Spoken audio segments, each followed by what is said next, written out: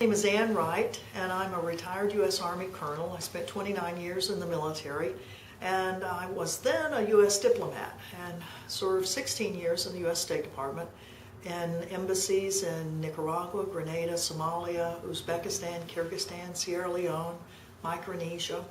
I helped reopen the U.S. Embassy in Kabul, Afghanistan in December of 2001.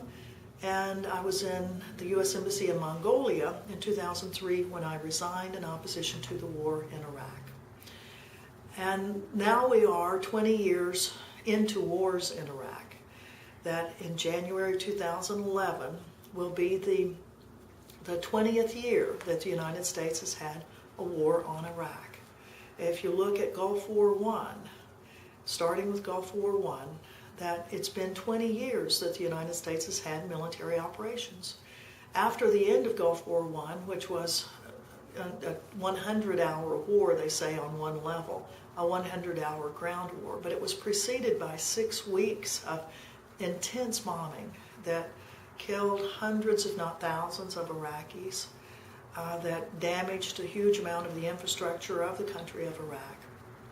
And then was followed, after the cessation of military actions by the U.S. and the international coalition, was followed by 10 years of a quarantine, a blockade, a siege on Iraq, and 2 no-fly zones that the United States had over Iraq. Those 2 no-fly zones, over those years that the U.S. had that, there were over 400,000 U.S. military aircraft sorties that were flown over Iraq. And many of those aircraft sorties ended with the United States aircraft attacking or dropping bombs on facilities in Iraq and killing, again, hundreds, if not thousands, of Iraqis by bombs just flying down from the air in an undeclared war on Iraq. And then we know now that in March of 2003, I resigned because I didn't want to be a part of the next, the continuation really, and the next phase of the U.S. war on Iraq. And that was after I'd stayed in the government during that whole time. I was aware that our Secretary of State at the time, Madeleine Albright, back in the 1960s, the 1990s, when she was asked, what about the quarantine that was going on Iraq? The quarantine that meant that food, materials were being severely curtailed in coming in. It really was a squeeze on the people of Iraq to try to make them overthrow Saddam Hussein. That medicines were not coming in the volumes that were needed. Food was not coming in. Hundreds of thousands of Iraqi kids were killed during that period. They died during the period.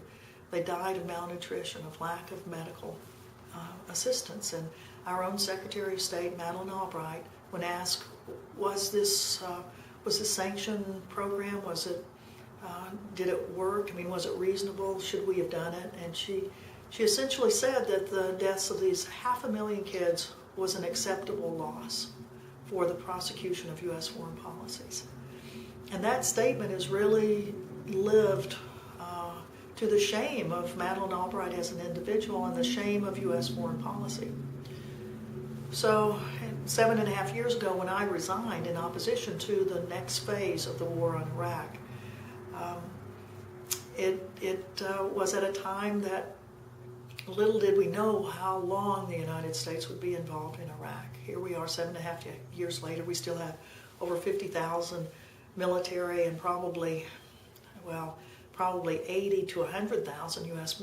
military contractors that are in Iraq right now. We have the largest embassy in the history of the world is in Iraq. U.S. oil companies are still trying to get the oil from Iraq. 7.5 years after I resigned, it's been a time for me to protest U.S. policies, to challenge the United States. And here we are at the 20th year of the U.S. wars on Iraq. I would appeal to everyone to don't forget what our sordid history is, that we are charged with bringing this terrible chapter in American domination an empire on the world. We're charged with doing that. And we need the help of every American citizen to tell all of our politicians, don't vote for war, don't vote for more money for our military, to stop this military funding, to stop the wars on the people of Iraq and the people of Afghanistan. So we have a lot to do, and we need to get busy and get it done. Let's stop these wars. Thank you.